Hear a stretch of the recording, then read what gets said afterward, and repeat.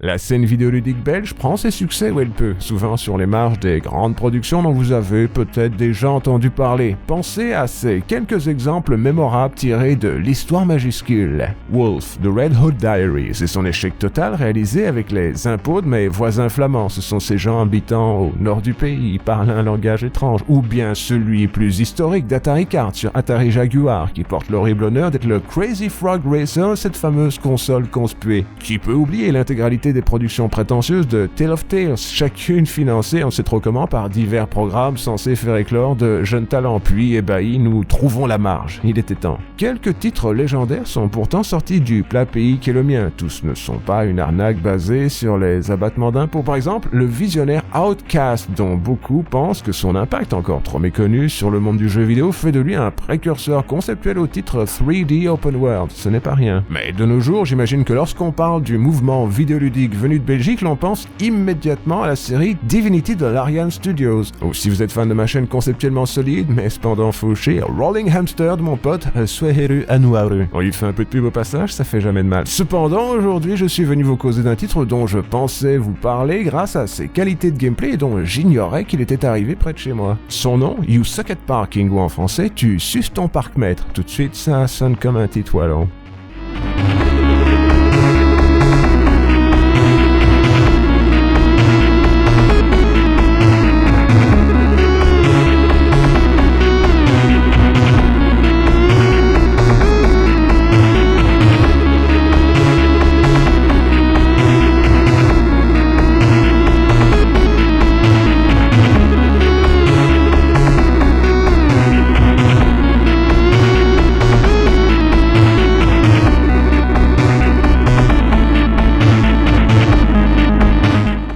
J'ai récemment appris à conduire à 64 ans. L'anecdote mérite d'être soulignée. Ça donne un côté vécu à mes élucubrations. Peut-être même est-ce un processus d'apprentissage qui prend actuellement encore place de manière assez sage tandis que je vous écris ces quelques lignes. Qui sait, laissons planer le suspense. Toujours est-il que durant ma formation, mon moniteur m'a parlé des vertus indéniables des jeux vidéo pour apprendre les bases du maniement automobile. Tout de suite, mon sang n'a fait qu'un tour. Je lui ai demandé quel titre lui semblait le plus à même de m'amener à proximité d'une réelle compétence dans le domaine. Forza Motorsport, Gran Turismo, Project Cars, ma voix était pleine d'espoir. D'un air pensif, l'homme se tourna vers moi et me dit « Je pense que ce qui marche mieux, c'est Mario Kart 8, ça a toutes les bases là-dedans, car au début, ce qu'il faut savoir, c'est garder sa place sur la route. » Visiblement, attention, transition, il ne connaissait pas la surpuissance intellectuelle, tu le crois ça, de You Suck at Parking. C'est un jeu belge, tenez-le vous pour dit, et il est disponible de manière gratuite grâce au don généreux de Bill Gates, le grand pote de Jeffrey Epstein, au fond Game Pass de Microsoft. Pour l'anecdote, c'est un jour lourd en anecdote, vous m'excuserez. La Belgique fut le premier pays au monde à passer au régime immonde de la carte d'identité électronique, celui que la compagnie au statut de quasi-monopole propose comme mesure coercitive afin d'enfin sortir de la démocratie car ils sont de grands fans de George Orwell. Vive le roi! Vive la Belgique! Vive l'Europe! Donc, pour peu que votre crédit social vous le permette, le titre est bel et bien disponible gratuitement sur la gamme de services Xbox. Suffit que votre scanner rétinien soit en bon état de marche. Enfin man, vous comprenez, c'est une blague belge, un peu comme Samouraï Jean Blou, Peké Roquet, ou je sais pas moi, Teletubbies, la liste est longue. Donc, en théorie, le petit titre au concept simple, vous devez vous parquer en time attack en étant ric-rac, pourrait tomber gratuitement dans votre escarcelle, ça c'est dit. Attention, il mériterait cependant quelques piécettes, au moins 5, peut-être 10, et il est vendu 20 €, ben bravo, on peut pas tout avoir. Je crois d'ailleurs comprendre que l'inflation, ce n'est pas ça, est responsable de cette explosion des prix sur la portion modique du marché vidéoludique. Il faut d'ailleurs laisser la place aux inévitables discounts opérés par les marketplaces digitaux des divers opérateurs historiques du marché jeux vidéo. Soudain, je me rends compte que nous parlons beaucoup business et monétisation du monde indé. Soit, ce n'est pas forcément une mauvaise chose. Par chance, je suis un assez mauvais businessman. La preuve, j'insiste pour que cette chaîne continue d'exister au moins 7 ans après sa mort. Chez certains, ça force le respect. Comme je le disais, You Suck at Nanking est un jeu doté d'un concept fort. Il peut se targuer d'être le seul titre de conduite où le but est de s'arrêter. Déjà,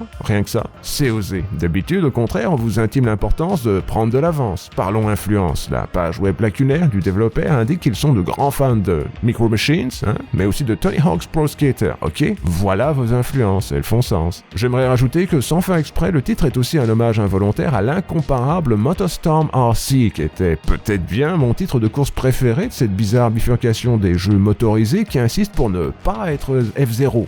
Faut taper ses références avant d'entrer dans la danse. Ceci dit, et cela fait, je suis assez doué en parking, les images le prouvent. C'est probablement ce que je fais de mieux dans le domaine du pilotage avec écouter de la musique et régler mes rétroviseurs. Parfois, je pousse même le vis jusqu'à enclencher le frein à main. Tout le monde est ravi. Alors, qui mieux que Mesig pour vous causer de ce titre enjoué?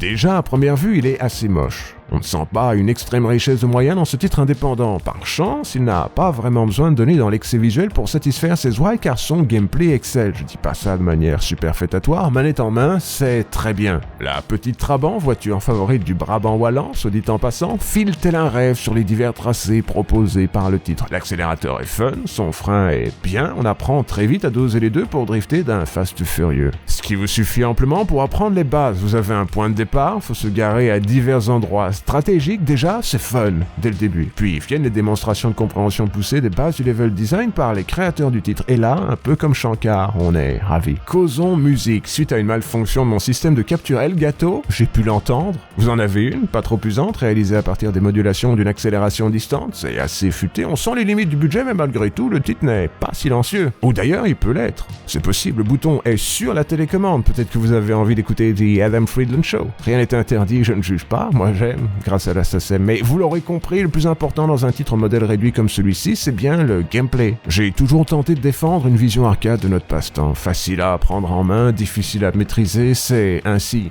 que c'est. Par chance, YouFuck dans le parking propose un challenge progressif bâti sur des bases en phase avec ses idéaux pleins de grâce. Surtout si, comme moi, vous vous mettez en tête non pas seulement de réaliser l'intégralité des stationnements qui vous sont proposés, mais bien de les exécuter en mode master, sans faute, ce qui veut dire en un seul crédit, comme les captures le prouvent.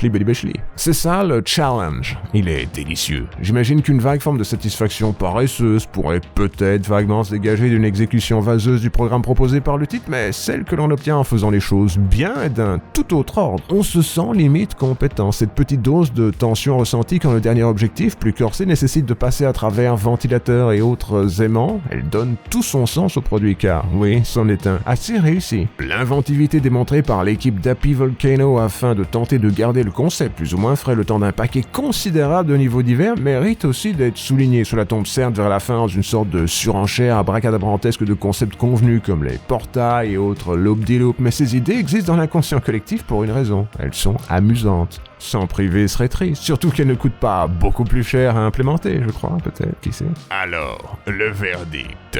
En tant que critique vidéoludique belge venu de Belgique, j'ai bien aimé cette production vidéoludique belge venue de Gelbix. Son concept est assez fresh. L'exécution est vraiment plaisante, on se surprend même à y revenir grâce à son approche Death and Retry sans fioriture qui fait passer le temps comme dans un rêve. L'un dans l'autre, You Suck at Parking est un titre bas budget de qualité que vous devriez essayer, surtout s'il est gratuit ou vendu considérablement moins cher que le prix demandé sur Steam. Pas déconner, je sais qu'il faut soutenir la production locale, mais en plein début des prémices d'une potentielle guerre mondiale nucléaire, mon mécénat a ses limites, surtout après 3 ans de crise financière infligée en prélude au fameux conflit. Vous avez vu l'inflation? On se croirait sur DeviantArt.